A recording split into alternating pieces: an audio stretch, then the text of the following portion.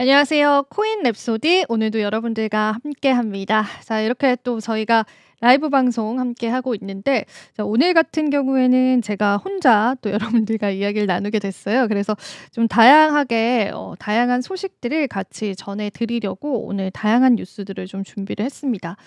우선은 저희가 또 간밤에 있었던 다양한 이슈들과 또 암호화폐, 크립토 시장에 관해서 같이 이야기를 나눠 볼 테니까 그냥 편안한 마음으로 여러분들이 봐주시면 좋을 것 같습니다. 오늘 또 간밤에 상호 관세에 관한 이야기가 좀 나왔죠. 그래서 우리가 사실 시장에서 안도랠리가 나왔던 부분들은 이 상호 관세가 실질적으로 시행이 되는 시점이 4월 달로 미뤄졌습니다. 아마 4월쯤 구체적인 윤곽이 나올 것으로 보여졌기 때문에 이게 당장의 불안감은 아니다라는 인식들이 있었던 것 같아요. 근데 그럼에도 불구하고 우리는 또 시장 리스크들 다양하게 반영을 해봐야 되잖아요. 그래서 그 부분을 같이 이야기를 나누면 좋을 것 같아서 제가 한번 다양한 자료를 통해서 여러분들과 오늘 이야기를 좀 나눠볼게요. 정책 불확실성 지수다라고 하는 게 있습니다. 여러 가지 통계를 통해서 우리가 수치적으로 바라보는 지표인데요. 이 정책 불확실성 지수가 상당히 높게 현재는 측정이 되고 있습니다. 사실 우리가 일행 정부 때도 이러한 관세를 협상 카드에 내세우는 트럼프를 지켜보기도 했었고 여러 가지 이제 트럼프의 발언들과 행동들 때문에 주변국들이 많은 리스크를 감내를 했지만 그럼에도 불구하고 일기 때 이제 불확실성 지수 같은 경우에는 200 정도를 나타내는 수치였습니다. 이 정도의 밴드에서 나타내지고 있었죠. 근데 지금 이제 블룸버그 통신의 자료에 따르면은 이 코로나 팬데믹 때는 당연히 전 세계가 힘들었잖아요. 그래서 그때 치솟았었던 정책 불확실성 지수 500이 넘어가는 이 수치를 이 트럼프 2기 행정부 지금 허니문 기간입니다. 들어선 지 얼마 되지 않았음에도 이 수치와 맞먹는 수치로 올라갔다라는 겁니다. 우리가 관세에 관해서 우려를 하는 거는 이제 트럼프가 이전 일기 때도 했던 그러한 정책들이었기 때문에 다양한 시나리오를 세우지만 사실 지금 시장 일각에서는 일기 때와는 다르다. 일기 때 대응점으로 대응을 해서는 안 된다. 이런 이야기가 좀 나옵니다. 그만큼 이제 다양한 변수들이 시장에 있다라고 보시면 돼요. 그런 불확실성을 안고 있는 시장이고 사실 이번에 관세 리스크 자체도 암호화폐 시장이 굉장히 충격을 많이 받아갔잖아요. 알트코인도 조정을 많이 받았고요. 여러 가지 측면에서 봤었을 때는 이 정책 불확실성 지수를 지켜보면서 시장의 안정화들을 같이 살펴봐야 될 것 같습니다. 사실 저는 이 불확실성 지수 자체가 금 가격과도 연관이 있다고 생각을 합니다.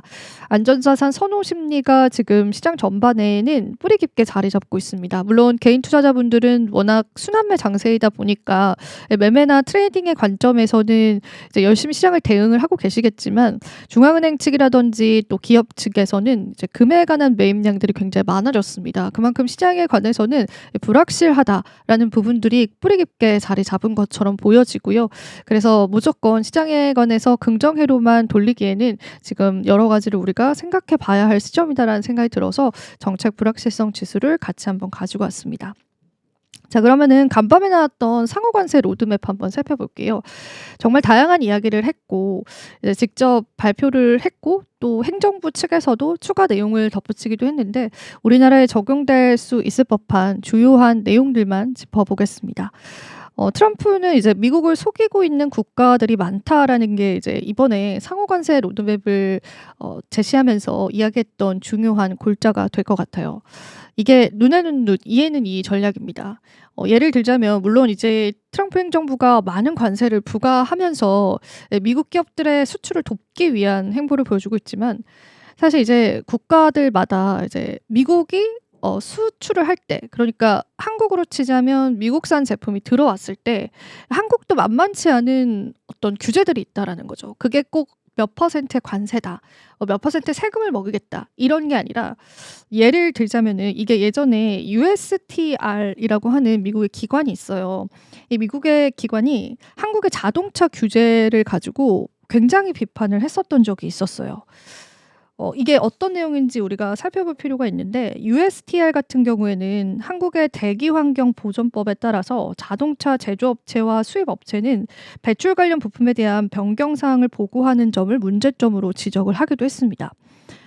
쉽게 정말 쉽게 이야기를 하자면은 관세를 이제 미국 기업들한테 부과하진 않지만 한국 정부는 미국에 있는 자동차들이 한국으로 들어오기 위해서 정말 많은 가이드라인, 굉장히 꼼꼼한 가이드라인을 적용시키는 겁니다.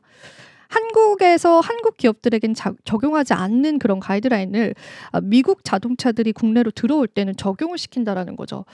그러니까 우리가 무역 거래를 할 때는 단순히 이제 트럼프처럼 대놓고 관세를 몇 퍼센트 부과할게라고 하는 그런 관점으로 어느 정도의 수출량을 조절할 수 있지만 국내가 선택하는 방법으로, 물론 국내의 모든 산업이 그렇다는 건 아닙니다. 이제 국내가 선택하는 방법으로 규제를 굉장히 까다롭게 해서 그 나라의 수출량을 조절하는 방법이 있습니다. 근데 이제 트럼프가 이야기했던 거는 관세를 먹이는 그 세금뿐만 아니라 이런 규제 중심의, 그러니까 규제를 강하게 매기면서 미국 기업들이 수출을 못하게 하는 나라들까지도 모두 다 점검을 하겠다는 거예요. 그렇게 되기 때문에 그 부분을 면밀하게 살펴보고 이번에 각 나라들 하나하나 협의점을 통해서 그 관세에 관해서 가이드라인을 만들겠다는 거죠. 그래서 실제로 이제 장관도 나와서 이야기를 했어요. 이번 관세 부과 같은 경우에는 아마 나라들마다 다르게 될 것이다. 그러니까 눈눈이 전략인 거예요. 우리가 너네를 통해서 지금 무역 적자를 내고 있는데 너네가 우리 기업들이 너네 나라로 수출하는데 이렇게 많은 규제를 넣었어? 그럼 그 부분에 관해서 너희가 수정하지 않으면, 그 가이드라인을 낮추지 않으면 우리는 너희에게 다른 방법으로 너희 기업들이 우리나라에 들어오지 못하게 할 거야. 이런 이야기거든요. 그래서 그 부분들이 사실 많은 시간이 걸릴 것으로 보여요. 그래서 하나하나의 국가마다의 그 적용점이 다 다르겠죠. 그래서 정말 많은 시간이 걸릴 것으로 보여지다 보니까 트럼프 행정부가 관세를 실질적으로 부과하는 시점 자체를 시장에서는 조금 멀리 본 겁니다. 그래서 좀 시간을 벌었다라는 측면에서 이제 지수 자체의 이제 리스크는 사라지긴 했었지만은 결과적으로 이게 윤곽이 드러나는 시점에서는 이제 우리나라도 국내 정부 측에서의 어떤 조치가 있어야 될 거고, 이제 미국의 어떤 의사를 들어줘야 하는 부분들도 있겠죠. 물론 오늘 이제 이런 이야기가 정부에서 들려오긴 하더라고요. FDA 이제 무역 협정이 있기 때문에 크게 걱정할 일은 아니다라고는 이야기를 했지만, 사실은 이제 비관세 부분에 관해서도 이렇게 이제 부과를 하고 수정을 할 계획이기 때문에 FTA를 이제 우리가 미국과 맺었다라고 해서 그걸 무조건 안심할 수 있느냐, 그 부분에 관해서는 역시나 또 시장에 다양한 의문점들이 남았다라고 보시면 되겠습니다. 그리고 특히나 한국 쪽에 관한 그러한 발언이 있었어요. 그래서 그것도 같이 보실 텐데, 중국과 같은 적대국뿐만 아니라, 그러니까 정확히 이렇게 이야기를 했습니다. 중국과 같은 적대국뿐만 아니라 한국과 같은, 그리고 일본과 같은 동맹국이든 아니든 우리는 상관없다. 모든 나라가 다른 방식으로 우리를 이용하고 있다라고 이야기를 했습니다. 자, 여기서 말하는 다른 방식이 제가 아까 말한 그런 부분들이에요. 규제 같은 거. 우리나라 같은 경우에도 환경부 측에서 미국산 자동차가 들어올 때 좀 규율을 하는 부분이 있거든요. 규제적으로 어떤 인증을 통과를 해야 한국으로 이제 자동차를 들어올 수 있습니다. 이런 규제들이 있는데, 그런 방식으로 미국 기업들을 피해를 주고 있다라고 보는 거죠. 그래서 이 다른 방식에 좀 집중을 해서 단순히 뭐 관세를 몇 퍼센트 매길 것이야 이게 아니라 실제로 이제 미국 기업들이 한국 시장으로 들어오기 좋은 그런 환경들도 변화가 될 수 있다. 환경으로 변화가 될 수 있다. 이런 관점에서도 우리가 산업적으로 충분히 살펴볼 필요는 있을 것 같아서 보셔야 될 것 같고, 그리고 이제 탑 10이다라고 해서 미국을 상대로 무역 흑자를 내고 있는 국가들이 있는데, 이 표는 저도 좀 깜짝 놀랐던 게 중국이 정말 미국을 상대로 무역 흑자를 많이 내고 있더라고요. 그 수치가 어마어마하죠. 물론 이제 중국 자체가 큰 나라이기도 하고 중국의 제품들이 가격 경쟁력이 확실히 있기 때문에 이제 요거는 이제 미국 경제를 위해서도 어느 정도는 불가피한 부분이긴 하지만은, 지난해 미국의 국가별 무역 적자를 봤습니다.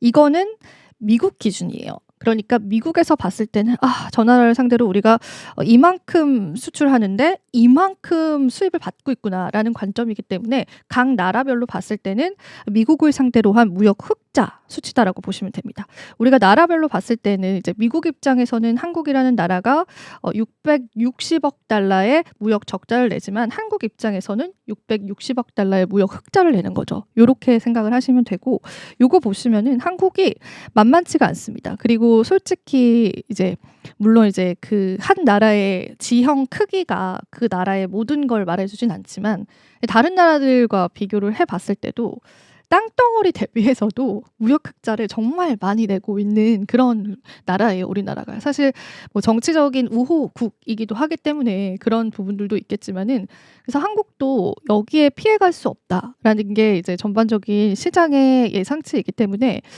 한국이 타겟이 될 것은 이제 가능하다라고 보시면 됩니다. 그리고 이게 한국 경제인을 토대로 2025년 수출 전망 조사를 했어요. 그래서 2025년도에 업종별로 수출 증감률을 전망을 했는데, 여기 보이시면은 이제 자동차나 철강 쪽은 수출에 관해서 이제 오히려 감소할 것으로 예상이 됩니다. 철강은 사실 쿼터제가 지금 적용이 되고 있죠. 쿼터제는 이제 230톤 가량 이상을 만약에 수출을 미국 쪽에 하게 되면은 이제 세금 리스크가, 관세 리스크가 생기기 때문에 그 양을 조절을 하면서 수출량을 실질적으로 지금 조절을 하고 있는 상황입니다. 자동차 부품 쪽도 좀 줄어들 것으로 보이고, 대신에 이렇게 선박이랑 바이오 헬스 쪽에 관해서는 좀 수출 증감률이 좀 예상이 된다고 해요. 그래서 우리가 단순히 주식시장을 볼 때 막 이게 핫하대 뭐 이런 느낌보다 좀 긴 호흡으로 볼 때는 이 수출 증감률이 예상이 되거나 관세에 관한 리스크를 피해갈 수 있거나 요런 또 업종별로 보시는 것도 저는 전략이 될 것 같다고 생각을 했어요. 그리고 이제 특히나 이 의약품 같은 경우에는요, 관세 리스크가 조금 없다라고 보는 의견이 굉장히 많았습니다. 그 이유 중에 하나는 이제 트럼프의 공약 자체가 약가 인하였어요. 사실 아시는 분들은 다 아시겠지만 미국은 이제 서민들이 병원을 이제 우리나라처럼 자주 이용하기가 쉽지가 않습니다. 워낙 의료비 자체가 굉장히 비싼 국가이기 때문에 대신에 약을 굉장히 많이 소비를 한다고 해요. 약을 굉장히 많이 소비하는 국가에서 약가를 인하시키는 거야말로 그러니까 국민들을 위한 길이다라고 좀 생각을 했던 것 같아요. 물론 이제 어떤 메디컬법을 보완을 하는 것도 좋은 방법이 될 수 있겠지만요. 당장 이제 약에 관한 미국인들의 니즈가 많기 때문에 약가 인하 때문에도 의약품을 수출하는 부분에 관해서는 관세를 매기지 않을 것이다라고 예상을 하고 있어요. 그래서 이런 제약 관련한 업종들에 관해서는 그래도 관세 리스크가 좀 덜 껴있는 상황입니다. 지금 현재는. 그래서 그런 부분들도 여러분들 생각을 해보시면서 시장의 전략들 잡아보시면 좋을 것 같고요. 이렇게 해서 저희가 또 관세에 관한 이야기를 좀 해봤습니다. 이게 사실 오늘 시장에서 크게 적용이 된 부분은 아니기는 하지만 그래도 점진적으로 시장의 리스크로 다가올 수는 있고, 또 우리가 지켜봤잖아요. 관세 리스크가 있는 종목군들의 어떤 움직임들, 그런 기업들의 이제 안 좋은 전망치들, 그런 것들을 지켜봤던 입장이기 때문에 이 리스크들은 같이 여러분들이 염두를 해보시면 좋겠습니다. 자, 그러면은 다시금 저희가 또 글로벌 뉴스 이야기로 한번 넘어가 보도록 할게요. 이번에는 일론 머스크 이야기를 좀 준비를 했습니다. 일론 머스크가 조용하죠. 근데 조용한 게 사실 조용하지 않은데요. 워낙 이제 트럼프가 이제 지금 허니문 기간이잖아요. 취임을 하고. 그래서 트럼프 쪽에 관한 이제 워낙 강력한 그런 발언들, 그리고 이제 정치적인 어떤 불확실성들이 뼛속 깊이 이 시장에도 반영이 되고 있기 때문에 일론 머스크의 이야기가 사실상 조금은 묻히고 있습니다. 근데 이제 조용히 일론 머스크는 본인의 꿈을 향해서, 꿈이라고 표현을 해도 될지 모르겠지만 본인이 이제 원하는 어떤 구도들을 하나하나 해나가기 위해서 다양한 이제 도지, 정부 효율부 수장으로서의 역할을 해나가고 있습니다. 얼마 전에는 트위터, 그러니까 X를 통해서 그 이민자에 관해서도 언급을 하더라고요. 그래서 SNS를 잘 활용하면서 본인의 의견을 여전히 잘 피력을 하고 있고요. 저는 이 헤드라인이 좀 눈에 띄었어요. 이제 어택을 한 거죠. 어택을 했는데 이 CFPB를 어택을 했습니다. 이게 소비자 금융 감독이라고 보시면 돼요. 그리고 그의 엑스머니 비전이 있다. 이 숨은 뜻은 그의 엑스머니 비전이 있다. 요런 내용인데 어떤 내용인지 하나하나 같이 뜯어보도록 할게요. 요거는 이제 암호화폐 시장과의 연관성이 있습니다. 그래서 뭐 이 기사 때문에 암호화폐 시장이 움직였거나 큰 변동성을 나타냈던 건 아니지만 그래도 같이 짚고 가면 좋을 것 같아요. 이 CFPB라고 하는 기관은요, 비은행 금융 기업들을 감독하는 기관입니다. 쉽게 이야기하자면 우리가 카카오페이 쓰잖아요. 카카오가 어찌 보면은 금융산업에 진출을 한 겁니다. 카카오페이라는 걸 이제 만들어냈고 많은 분들이 이제 송금으로 사용을 하게 되고 본인의 계좌 정보라든지 뭐 잔액의 어떤 정보들 그리고 카카오뱅크까지도 나오게 됐죠. 근데 일단 이 기관 같은 경우에는 요런 애플이나 구글, 페이팔들이 주요 감시 대상이었어요. 그러니까 은행이다라고 볼 수 없는 그런 기업들이 이런 금융산업에 진출을 하는 것에 관해서 소비자의 관점에서 제재를 하고 그러니까 그 부분을 약간 규제를 도입을 시키거나 규제를 적용시켰던 그런 기관이다라고 보시면 되죠. 근데 소비자 금융 보호국을 무력화시켰다라는 이야기가 나왔어요. 자, 왜 그랬을까요? 일단은 엑스머니라고 했잖아요. 그의 비전, 엑스머니 비전이 있습니다. 일론 머스크는요. 그러니까 엑스머니라는 거는 트위터를 인수했잖아요. 일론 머스크가 트위터를 인수하면서 X로 이름을 바꿨잖아요. 이 X의 플랫폼 결제 시스템입니다. 그래서 이 플랫폼 결제 시스템, 그러니까 애초에 SNS를 인수했던 이유 자체가 어떤 결제 시스템으로 도입하기 위한 그런 빅피처가 있다라는 이야기가 시장에 굉장히 많이 나왔거든요. 그래서 이런 엑스머니 비전을 실현시키기 위해서 이 소비자 금융보호국의 역할을 무력화시킨 게 아니냐, 이런 이야기가 시장에서 나오게 된 겁니다. 그리고 일단 머스크의 이런 행보 자체가 금융 서비스 시장에 본격적으로 진입하려고 하는 그 의도를 반영한다라고 해석이 됐습니다. 규제를 완화시켰어요. 이제 이렇게 비은행 금융기업들을 감독하는 기관들의 규제부터 좀 완화를 시키고 이제 감독의 권한들을 좀 없애고 그 다음에 하나하나 순차적으로 이제 진출을 하겠다라는 거죠. CFPB는요 그동안 이제 비은행 금융 기술 기업들을 감독하는 핵심 기관이었고, 그래서 이제 머스크의 이러한 행보를 보고 CFPB의 국장이었던 리처드 코드레이는요 정확하게 이야기를 했습니다. 머스크가 금융 서비스 시장에 본격적으로 뛰어들려고 하는 이 시점에서 CFPB를 무력화시키는 것은 명백한 이해 충돌이다라고 그렇게 비판을 하기도 했습니다. 하지만 머스크는 해내죠. 역시나 이 CFPB의 역할과 기능들을 무력화시키는 작업들이 들어갔고요. 실질적으로 이 이후에 이제 일론 머스크가 엑스머니의 실질적인 상용화를 할 것이다. 그렇게 시장이 내다보고 있는 시점입니다. 그래서 이것도 우리가 봐야 될 것 같고, 그리고 이제 일론 머스크는 이렇게 규제를 큰 틀로는 철폐를 하면서 그 내부적으로는 이미 비자와 파트너십을 발표해서 엑스머니 계정을 통해서 이 P2P 결제 서비스를 제공할 계획을 이미 밝혔습니다. 그래서 이 X를 통해서 비자와 파트너십을 이미 맺었고요. 그 이야기들이 이미 또 시장에서 한때 뜨겁게 회자가 됐었던 그런 내용들이었습니다. 그래서 이미 머스크는 준비가 되어 있어요. 본인의 X를 이제 결제 시스템을 도입을 해서 결제 플랫폼으로 탄생시킬 준비가 되어 있는데 이 규제가 발목을 잡았던 거죠. 근데 마침 정부 효율 보장이 됐습니다. 도지가 됨으로써 이런 기관들의 어떤 규제 자체를 굉장히 무력화시키거나 굉장히 그 가이드라인을 낮추는 그런 작업들을 하고 있다고 해요. 그래서 실질적으로 이렇게 머스크가 정치적인 행보를 보이는 게 머스크 본인을 위한 게 아니냐, 그런 의혹들이 굉장히 많았는데 그 의혹들이 다시금 확인이 되는 그런 시점이지 않을까 싶어서 요거 한번 다뤄보면 좋을 것 같아서 같이 또 이야기를 나눠봤습니다. 자, 그리고 또 이제 암호화폐 이야기 하나하나 좀 이야기를 나눠보도록 할게요. 지금도 저희가 또 실시간으로 어떤 분께서 ETF 8월 루머 있는 캐나다 코인, 뭐 봉크 코인 이렇게 또 말씀을 해주셨는데 오늘 ETF에 관한 내용도 좀 준비를 했기 때문에 같이 들어주시면 되겠습니다. 이번에 앞서서 제가 이제 도지코인을 같이 이렇게 사진을 보여드린 이유는 이 엑스머니의 화폐로 그럼 어떤 거를 사용을 할 것이냐, 어떤 결제 시스템을 도입을 할 것이냐라고 했을 때 또 일론 머스크는 암호화폐 친화적이잖아요. 암호화폐가 이제 초창기 때부터 일론 머스크는 암호화폐 시작을 좀 집중을 했었던 인물이기도 하고, 그래서 암호화폐를 사용을 할 건데 그 암호화폐 중에 도지코인을 사용할 가능성이 상당히 크다고 보고 있습니다.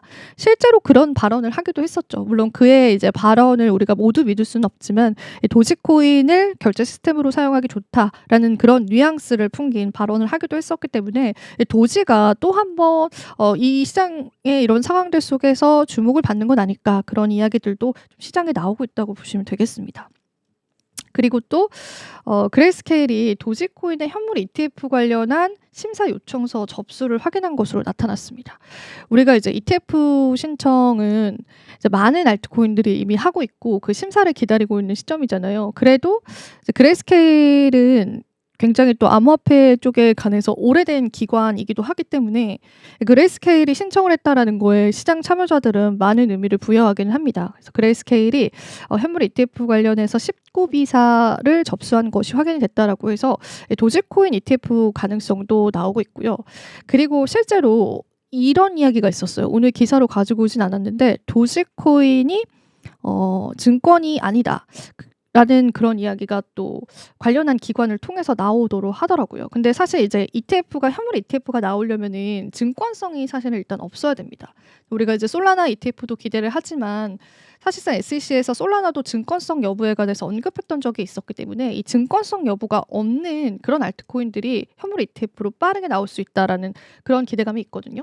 그래서 라이트코인에 관한 출시 기대감이 가장 많은 것 같아요. 지금은 이제 블룸버그의 ETF 분석가도 라이트코인이 제일 빨리 ETF 승인이 날 것이다라고 보고 있잖아요. 근데 그런 맥락에서 도지도 증권성 여부가 없다라는 이야기를 한 것이 사실 어찌 보면은 현물 ETF가 빠르게 승인될 가능성이 있다라고 보는 것 같고, 제가 앞서서 라이트코인의 현물 ETF 출시를 예상을 했었던 제임스 실바트라고 하는 블룸버그 ETF 분석가는 라이트코인 다음으로 유력한 게 도지코인이라고 이야기를 하기도 했습니다. 도지코인 ETF 출시?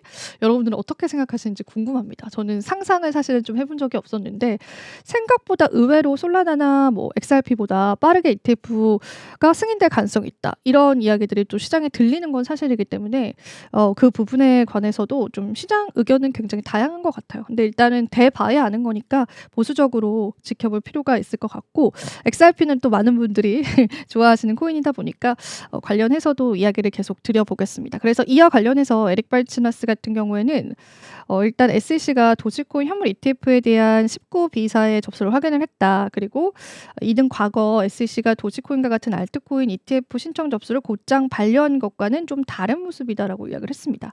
이게 포인트예요. 그간 이제 SEC가 뭐 신청서를 접수를 하면은 바로 반려를 했거든요. 거기에서 이제 우리가 ETF 승인 가능성이 좀 없다라고도 많이 이야기를 했었는데 도지는 바로 반려를 하지 않았다고 해요. 그래서 그 기대감들이 또 시장에 나와주긴 하더라고요. 그래서 요런 다각화된 정보들 보셔야 될 것 같은데, 앞서서 말한 것처럼 요거는 또 돼야 되는 거고, 또 이게 승인이 된다고 해서 그게 가격으로 바로 연결이 된다라고 하기에도 무리가 있는 부분이 있다 보니까 여러분들이 좀 객관적으로 시장 보셨으면 좋겠습니다. 자, 그리고 또 밈코인 얘기할게요. 창펑자오, 그러니까 바이낸스 세계 최대 암호화폐 거래소의 창립자가 밈코인이 99%가 사기라는 것에 전적으로 동의한다. 이런 이야기까지도 했습니다. 자오창펑의 X를 통해서 밈코인은 시한폭탄이며 99%가 투자자에게 사기치는데 사용된다라고 먼저 이야기를 했어요. 그 먼저 이야기를 했더니 이 자오창펑이 나는 이 얘기에 전적으로 동의를 한다. 여기 보시면 I fully agree라고 되어 있죠. 난 전적으로 동의를 한다. 그러면서 밈코인을 굉장히 안 좋아하시나 봐요. 저도 이제 원래 좋아하지 않는 건 알았는데 대놓고 또 밈코인을 비판하는 이야기를 하기도 했습니다. 공교롭게도 뭐 도지코인 ETF 이야기들 또 시장에 같이 나와주고 있는 시점에서 그런 이야기들이 좀 나왔다고 보시면 되고, 요거는 이제 자오창펑의 그냥 의견이다. 그렇게 보시면 되고, 그리고 이제 캐나다 주요 은행들 역시도 디지털 자산 투자를 본격화하면서 비트코인 현물 상장지수 펀드 매입을 확대하고 있다라고 했습니다. 2021년 세계 최초로 비트코인 현물 ETF를 승인한 캐나다에서 최근 주요 은행들의 디지털 자산 투자가 급증하면서 기관 투자자 신뢰도 높아지고 있다라는 분석이 나왔기 때문에 이것도 이제 기관의 채택 관점에서 보셔야 될 것 같고, 그리고 이게 재밌더라고요. SEC 규정에 따르면 미국에서 1억 달러 이상을, 그러니까 하나로는 1,450억 원 이상을 운용하는 기관 투자자는 분기별로 보유한 자산을 보고를 해야 돼요. 그래서 우리가 요 이제 보고 리스트를 보고도 시장에서 이제 수급을 체크를 합니다.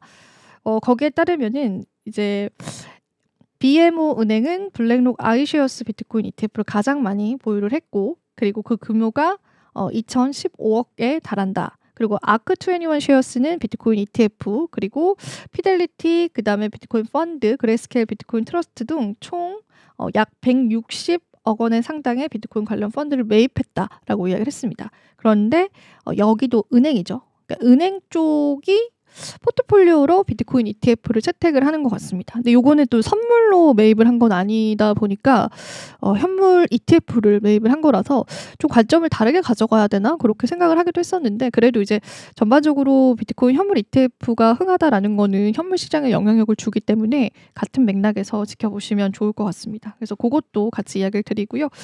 또 마지막으로 비트코인 관련해서 또 한 번 법이 발의가 됐습니다. 비트코인을 비축자산으로 넣자라는 이제 주 차원의 발의가 또 한 번 일어났기 때문에 요거 한번 우리가 방향성들 같이 보면 될 것 같고요. 그리고 텍사스에서도 이제 비트코인 전략적 준비 자산에 관해서 이제 청문회에 들어간다고 해요. 청문회 18일에 들어갈 것 같은데 요때도 결과가 나올 것 같고, 앞서서 제가 말씀드렸지만 유타주는 하원 통과된 상황이고 해서 어떤 주에서 가장 먼저 승인이 날까요? 전략 비축자산, 그것도 관전 포인트로 여러분들이 살펴보시면 좋을 것 같습니다. 자, 이렇게 해서 오늘 크립토 뉴스까지 같이 다뤄봤습니다. 여러 가지 또 시장을 바라보시는데 도움 되셨을 인사이트이기를 바라고요. 저는 또 다음 이 시간에요, 재밌는 내용들 많이 가지고 올게요. 자, 여러분 또 긴 시간 오늘 저랑만 둘이 함께 하셨는데요, 도움 되셨기를 바라보겠습니다. 자, 오늘도 시청해주신 여러분 고맙습니다.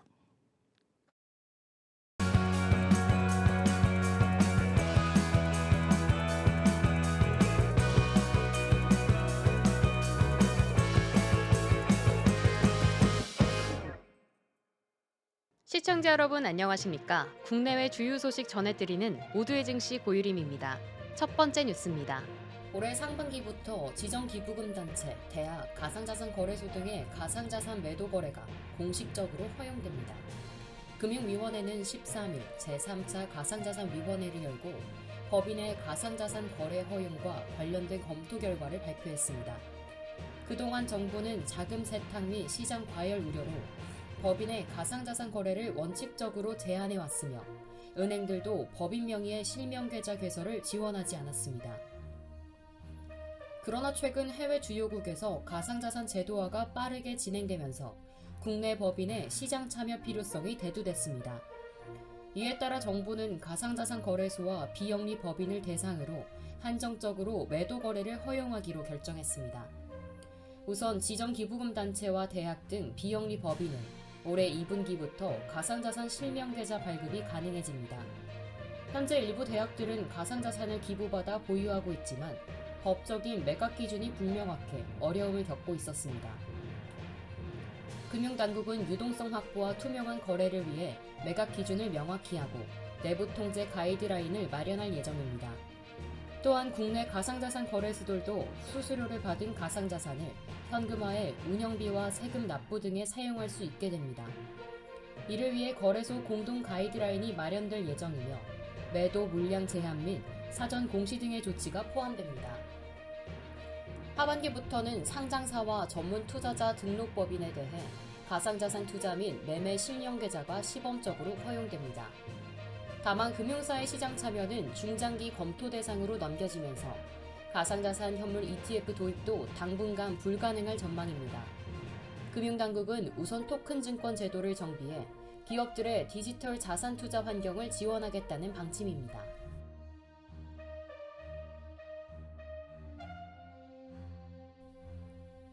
최근 금과 함께 안전자산으로 꼽히는 은의 수요가 급증하면서 실버바 공급에도 차질이 빚어지고 있습니다.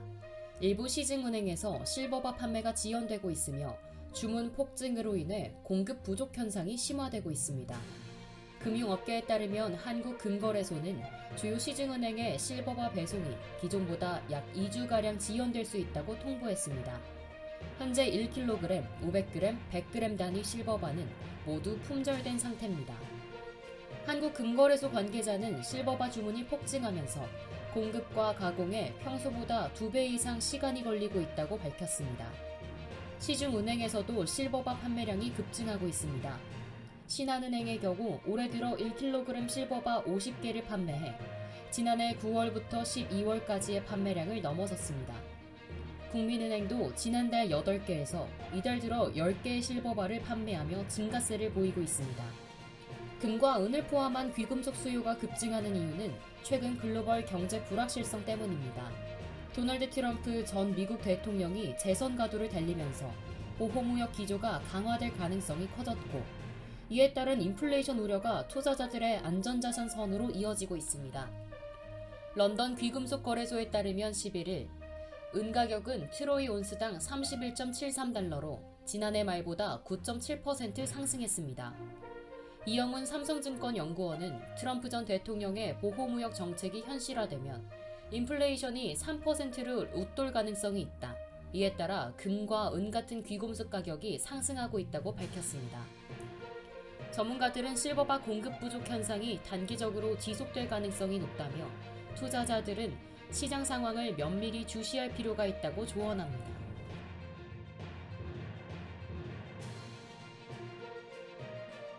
중고물품 거래 플랫폼인 당근마켓에서 고가의 부동산 거래가 늘어나면서 정부가 허위 매물 방지를 위한 대책을 마련했습니다.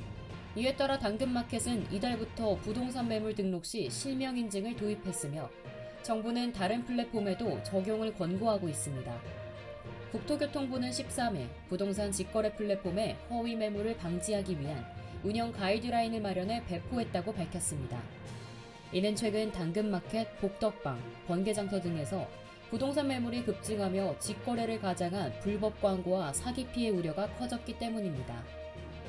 정부가 지난해 11월부터 4주간 부동산 직거래 플랫폼에 게시된 매물을 조사한 결과 500건 중 104건이 공인중개사법 위반이 의심되는 광고로 나타났습니다. 특히 무자격자가 직거래를 가장해 부동산 광고를 올린 사례가 94건으로 대부분을 차지했습니다. 이에 따라 당근마켓은 이달부터 기존 휴대전화 인증 방식에서 통신사 가입 정보와 연계한 본인 인증 방식을 도입했습니다.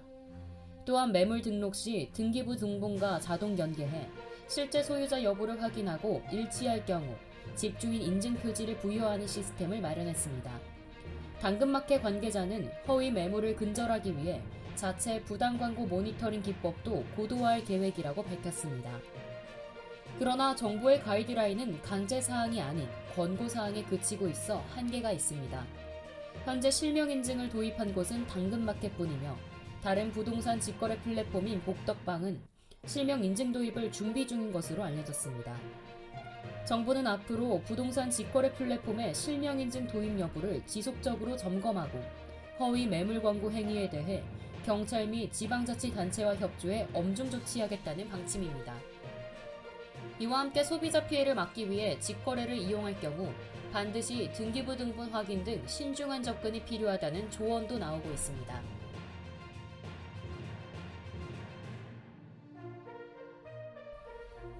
미국 의회가 미 해군과 해안경비대의 함정건조 및 부품 조달을 동맹국에 맡길 수 있도록 허용하는 법안을 발의했습니다. 현재 한국이 이 사업의 주요 후보국으로 거론되면서 우리 조선업계가 미 해군 함정건조 시장에 진출할 가능성이 커지고 있습니다. 미국 상원의 마이크 리와 존 커티스 의원은 지난 5일 해군 준비태세 보장법과 해안경비대 준비태세 보장법을 공동 발의했습니다. 이 법안은 미국과 상호 방위 조약을 체결한 인도태평양 국가 및 북대서양 조약기구 회원국이 미 해군 함정을 건조하거나 부품을 제작할 수 있도록 허용하는 내용을 담고 있습니다. 또한 해안경비대가 동맹국 조선소와 협력해 선박을 조달할 수 있도록 해 중국 등 적대 세력의 영향을 받지 않는 국가에서 함정 부품을 생산할 수 있도록 하는 것이 핵심 내용입니다. 현재 미국은 번스 톨리프슨 법에 따라 해군 함정을 외국 조선소에서 건조하는 것을 금지하고 있지만 자국 내 조선업 역량이 점차 약화되면서 군함 유지에 어려움을 겪고 있습니다. 미 해군은 준비태세를 유지하려면 355척의 함대가 필요하지만 현재 291척만 운영 중입니다. 이에 따라 미국 내 함정 건조 비용이 지나치게 높아지고 수리 시간도 2~3배 이상 소요되면서 동맹국과의 협력이 필수적이라는 주장이 제기되고 있습니다. 미 해군의 2025년 건조 계획에 따르면 향후 30년간 1조 750억 달러 규모의 함정 건조 사업이 추진될 예정입니다. 미국과 협력할 수 있는 동맹국 중에서는 한국과 일본이 주요 후보로 거론되지만 한국이 특히 강한 경쟁력을 갖춘 것으로 평가됩니다. HT 현대중공업과 하나오션은 이지스 구축함, 초계함, 호위함, 잠수함까지 건조 가능한 기술력을 보유하고 있으며 이미 미국 해군 함정의 유지 보수 사업에 진출한 상태입니다. 특히 하나오션은 지난해 미 해군 함정 정비 사업을 2차례 수주하면서 미 해군과의 협력 기반을 마련했습니다. 미국이 해군과 해안경비대 함정건조 사업을 동맹국에 개방하며 한국 조선업체가 수혜를 입을 가능성이 높은 가운데 앞으로 미 의회에서 관련 법안이 통과될지 여부와 함께 한국 조선업체들의 수주 경쟁이 본격화될 전망입니다.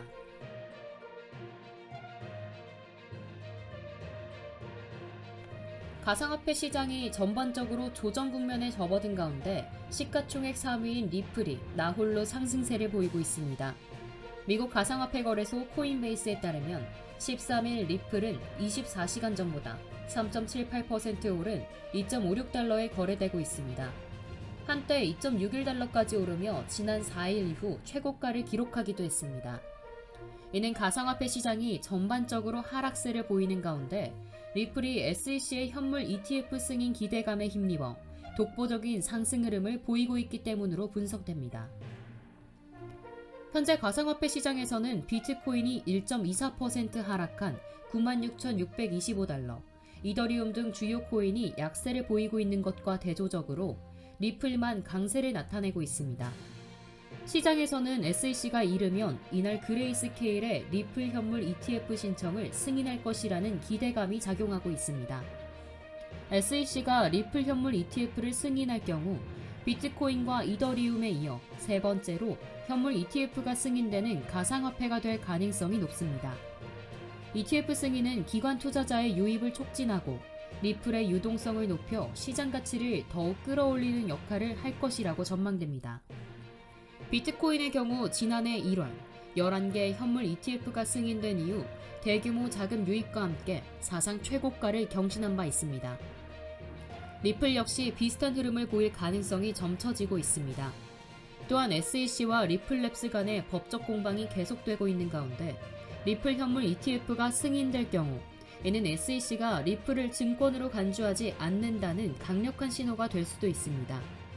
리플은 지난해 미국 대선 당시 0.5달러에서 트럼프 효과를 등에 업고 지난달 3.4달러까지 급등하는 등 변동성이 큰 흐름을 보여왔습니다. 리플이 SEC의 현물 ETF 승인이 현실화될 경우 가상화폐 시장 전반에 미칠 영향도 클 것으로 전망됩니다.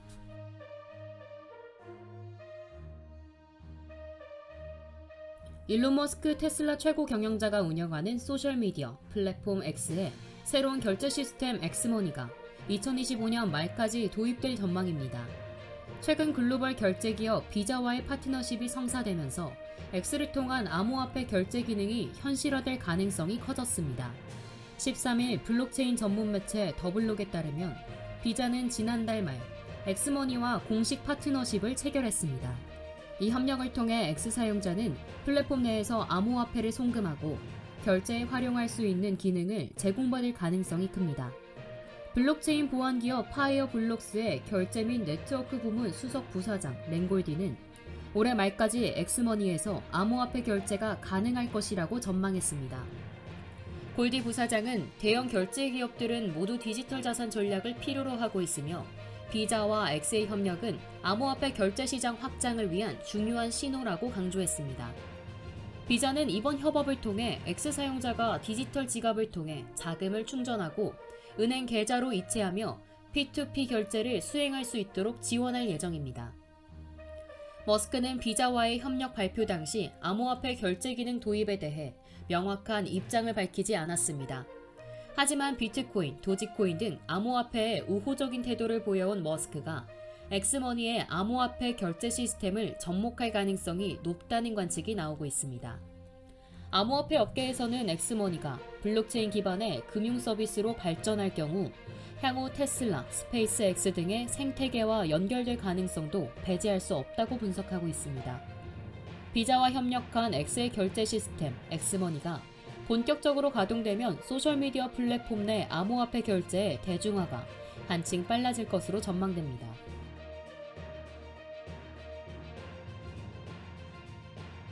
미국 반도체법 보조금이 도널드 트럼프 행정부의 정책 변경에 따라 재협상될 가능성이 제기됐습니다. 13일 로이터 통신은 트럼프 행정부가 기존의 반도체법 보조금 지급 조건을 재검토하고 일부 계약을 재협상할 계획이라고 보도했습니다. 소식통에 따르면 트럼프 대통령의 행정명령과 정책 기조에 맞춰 보조금 지급 기준이 변경될 가능성이 있습니다. 특히 노조가입 노동자 고용, 저렴한 자녀 보육 서비스 제공 등 바이든 행정부가 설정한 조건이 재검토 대상으로 떠올랐습니다. 또한 백악관은 반도체법 보조금을 받은 기업들이 중국 등 다른 국가에 투자한 점에 대해 불만을 제기한 것으로 알려졌습니다. 로이터는 삼성전자, SK하이닉스, 인텔, TSMC 등을 주요 사례로 언급하며 미국 내 투자에 대한 재검토가 진행될 가능성이 있다고 분석했습니다. 삼성전자는 현재 미국 텍사스주 테일러에 370억 달러 규모의 반도체 공장을 건설 중이며 미 상무부로부터 47억 4,500만 달러의 보조금을 받기로 계약한 상태입니다. SK하이닉스 역시 인디애나주에서 AI 메모리용 패키징 생산 기지를 구축하고 있으며 4억 5,800만 달러의 보조금을 지급받기로 돼 있습니다. 그러나 이번 정책 재검토로 인해 보조금 지급이 연기되거나 일부 조건이 변경될 가능성이 제기되면서 국내 반도체 기업들도 영향을 받을 것으로 보입니다. 트럼프 행정부의 보조금 정책 변화가 삼성전자, SK하이닉스 등의 미국 내 투자 계획에 어떤 영향을 미칠지 주목됩니다.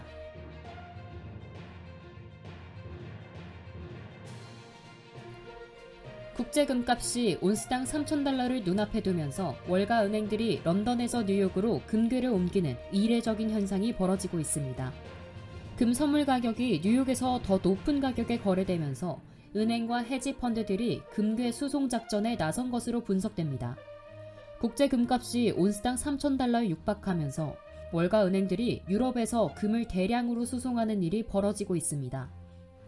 월스트리트 저널은 13일 최근 몇 년 내 가장 큰 규모의 금괴 대서양 이동 현상이 나타나고 있다고 보도했습니다.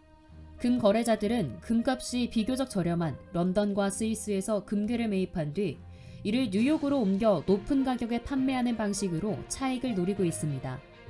지난 12일 뉴욕 금 선물 가격은 온스당 2,909달러로 마감됐지만 같은 날 런던 금 가격은 이보다 20달러 낮았습니다. 이러한 가격 차이 때문에 월가 은행과 헤지 펀드들이 유럽에서 금을 대량 확보한 후 항공편을 통해 뉴욕으로 이동시키는 작업이 한창입니다. 특히 미국 최대 은행인 JP모건과 런던에 본사를 둔 HSBC가 이 금괴 이동을 주도하고 있으며 다른 투자 기관들도 뒤따르고 있는 상황입니다. WSJ는 잉글랜드 은행 지하 금고에서 금괴를 인출하려는 영국인들이 몇 주 동안 대기해야 할 정도로 수요가 몰리고 있다고 전했습니다. 월가의 금괴 대이동 현상은 도널드 트럼프 미국 대통령의 관세 정책과도 밀접한 관련이 있습니다. 트럼프 대통령이 글로벌 관세 정책을 확대하면서 투자자들이 안전자산인 금을 대거 매입하고 있다는 분석입니다. 실제로 13일 금 현물 가격은 온스당 2,956달러를 기록하며 연중 최고치를 경신했습니다. 월가 은행들의 금 소송 경쟁과 함께 금값이 어디까지 오를지 관심이 집중되고 있습니다.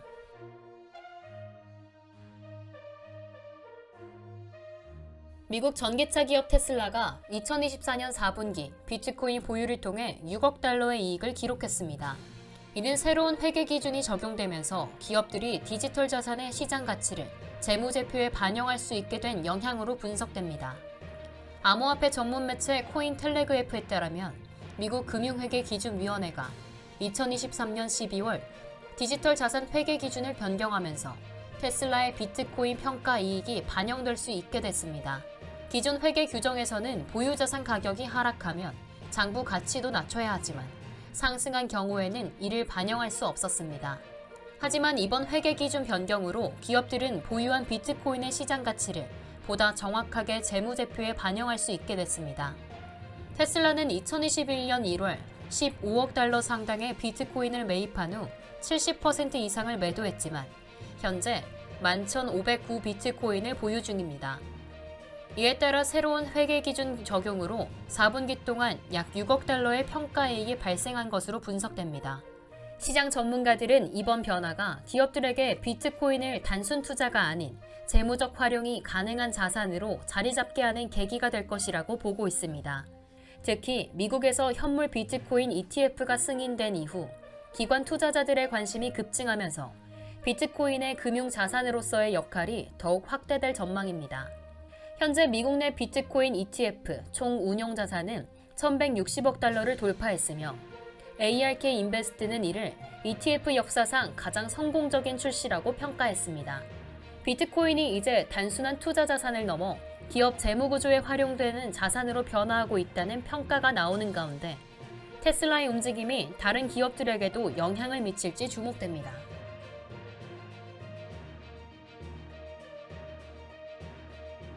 삼성전자가 미국 시카고 경찰서에 1만여 대의 갤럭시 스마트폰을 공급하며 경찰 업무의 디지털 혁신을 지원합니다. 삼성전자는 11일 미국 시카고 경찰서에 갤럭시 S20부터 S24까지 총 1만여 대의 스마트폰을 공급했다고 밝혔습니다. 이번 협업은 경찰 업무의 현대화를 위한 디지털 솔루션 도입의 일환으로 추진됐습니다.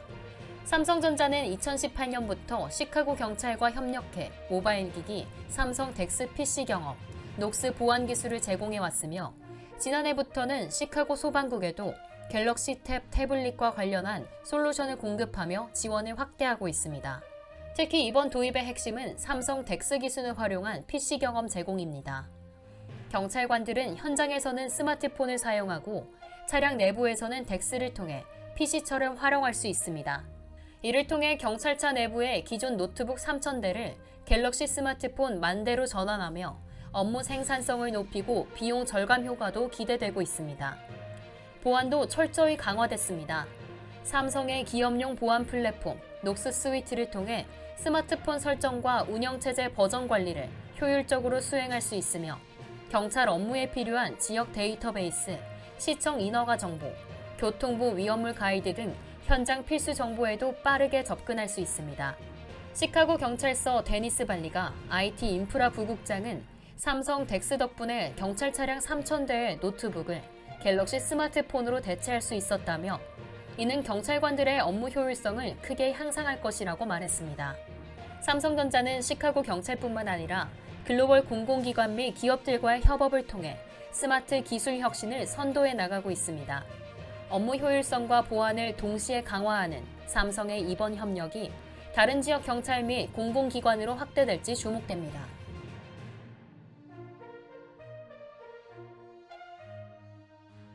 암호화폐 시장에서 도지코인이 장기적인 강세를 이어갈 것이라는 전망이 나왔습니다. 특히 테슬라 CEO 일론 머스크의 정부 효율성 부서 출범과 도지코인 ETF 승인 가능성이 주요 상승 요인으로 분석되는데요. 암호화폐 전문 매체 코인게이프에 따르면 암호화폐 분석가 트레이더 타디 그레이드는 도지코인이 상승 채널을 유지할 경우 장기적으로 3.69달러까지 상승할 가능성이 있다고 전망했습니다. 현재 도지코인은 0.25달러 선에서 거래되고 있으며 최고가 대비 여전히 낮은 수준입니다. 그러나 분석에 따르면 축적 구간에 진입했으며 과거 유사한 패턴을 따를 경우 최대 900% 상승 가능성이 제기되고 있습니다. 특히 테슬라 CEO 일론 머스크가 최근 출범한 도지의 영향이 주목됩니다. 해당 기관의 공식 웹사이트에는 도지코인 로고가 포함되어 있으며 머스크가 여전히 도지코인 지지자로 남아있다는 신호로 해석됩니다. 기관 투자자들의 도지코인 ETF 승인 기대감도 상승 요인으로 작용하고 있습니다. 현재 렉스 어드바이저스, 오스프리 펀드, 비트와이즈, 그레이스케일 등이 도지코인 ETF 승인을 신청한 상태입니다. 분석가들은 도지코인 ETF가 승인될 경우 기관 투자자들의 유입 증가와 시장 변동성 완화가 예상되며 ETF 출시는 빠르면 2025년 4월로 전망되고 있습니다. 현재 도지코인은 0.25달러 선을 유지하고 있지만 ETF 승인과 머스크의 도지 프로젝트가 맞물릴 경우 장기적인 상승 가능성이 충분하다는 전망입니다. 도지코인이 강력한 상승 채널을 유지하며 3.69달러까지 오를 수 있을지 ETF 승인 여부와 머스크의 행보에 시장의 관심이 집중되고 있습니다.